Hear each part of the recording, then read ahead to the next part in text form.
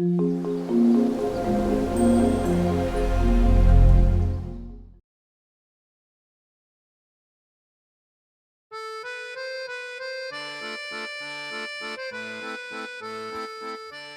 grade, it's Ms. Rosado, and I'm very happy to be able to see you once again through the screen by reading this great book. It's a book that has a blue ribbon, so it has won some prizes. Just get comfortable and enjoy a nice story about a lion that appears to be happy. The Happy Lion by Louise, Fatio, and pictures by Robert Duvoisin. Let's see what this book is about. The Happy Lion.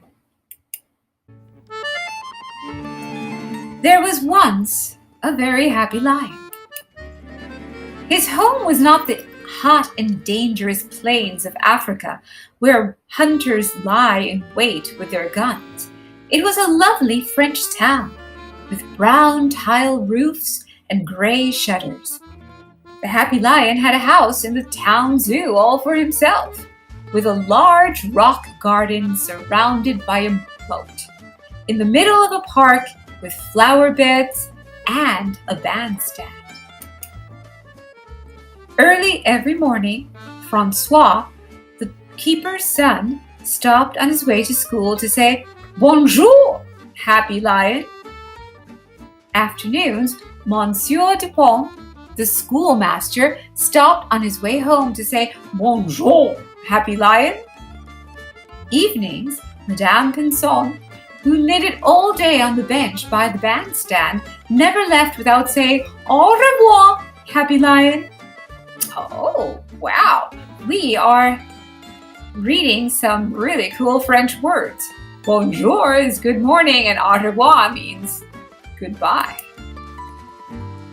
On summer Sundays, the town band filed into the bandstand to play waltzes and polkas, and the Happy Lion closed his eyes to listen. He loved music. Everyone was his friend and came to say bonjour and offer meat and other tidbits. He was a happy lion. One morning, the Happy Lion found that his keeper had forgotten to close the door of his house. He said, "I don't like that. Anyone may come in. Oh well," he added on a second thought, "maybe I will walk out myself and see my friends in town. It will be nice to return their visits." So the Happy Lion walked out into the park and said, "Bonjour, my friends," to the busy sparrows. "Bonjour, Happy Lions," answered the busy sparrows. And he said, "Bonjour, my friend," to the quick red squirrel who sat on his tail and bit into a walnut.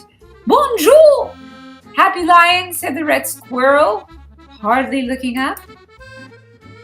Then the Happy Lion went into the cobblestone street where he met Monsieur Dupont just around the corner. "Bonjour," he said, nodding in his polite lion way. "Oh," answered Monsieur Dupont, and fainted on the sidewalk. "What a silly way to say bonjour," said the Happy Lion, and he padded along with his big, soft paws. "Bonjour, madame," the Happy Lion said farther down the street when he saw three ladies he had known at the zoo. "Ah!" cried the three ladies, and ran away as if an ogre were after them.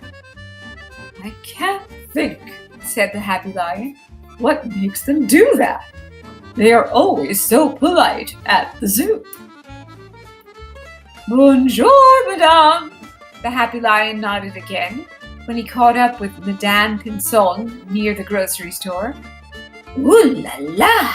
cried Madame Pinson, and threw her shopping bag full of vegetables into the lion's face. "Achoo!" sneezed the lion. "People in this town are foolish, as I begin to see." Now the lion began to hear the joyous sounds of a military march. He turned around the corner, and there was a town band marching down the street between two lines of people. Rat-tat-tat-tum, Rat-a-tat, rat-a-tat-tat-toom, rat-a-tat, boom, boom. Before the lion could even nod and say bonjour, the music became screams and yells. What a hubbub! Musicians and spectators tumbled into one another in their flight toward doorways and sidewalk cafes. Soon the street was empty and silent. The lion sat down and meditated. I suppose, he said, this must be the way people behave when they're not at the zoo. Then he got up and went on with his stroll in search of a friend who would not faint or scream or run away. But the only people he saw were pointing at him excitedly from the highest windows and balconies. Now, what was this new noise the lion heard? Toot, toot, hoot, hoot, toot, toot, went that noise. Hoot, toot, toot, hoot. And it grew more and more noisy. Maybe the wind, said the lion, unless it's the monkeys from the zoo, all of them taking a stroll. All of a sudden, a big red fire engine burst out of a side street and came to a stop not too far from the lion. Then a big van came backing up on the other side of him with its back door wide open. The lion just sat down very quietly, for he did not want to miss what was going to happen. The fireman got off the fire engine and advanced very, very slowly toward the lion, pulling their big fire hose along. Very slowly they came closer and closer, and the fire hose crawled on like a long snake, longer and longer. Suddenly, behind the lion, oh no, children, I'm too scared to turn the page. What am I going to do? 3rd grade? Okay, I'll be strong and brave. I'm going to turn the page. What do you think is going to happen to the poor lion? Let's see. A little voice cried, Bonjour, happy lion. It was Francois, the keeper's son, on his way home from school. He had seen the lion and had come running to him. The happy lion was so very happy to meet a friend who did not run and who said bonjour that he forgot all about the firemen. And he never found out what they were going to do because Francois put his hand on the lion's great mane and said, Let's walk back to the park together. Yes, let's, purred the happy lion. So Francois and the happy lion walked back to the zoo. The firemen followed behind in the fire engine, and the people on the balconies and in the high windows shouted at last, Bonjour, happy lion! From then on, the happy lion got the best tidbits the town saved for him. But if you opened his door, he would not wish to go out visiting again.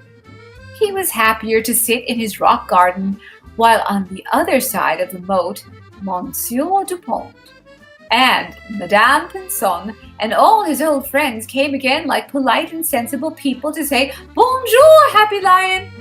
But he was happiest when he saw Francois walk through the park every afternoon on his way home from school. Then he swished his tail for joy, for Francois remained always his dearest friend. Wow. Really cool story. I loved it. It really was a witty story with irresistible pictures. But now here comes the big question. How would you react if suddenly, as you walked down the street, you met a lion? Let us know. And if you don't want to write what you would do, you can always show us a picture of your face. Or maybe just draw a picture. Whatever you feel best. Okay? It's wonderful to say goodbye. See you next week.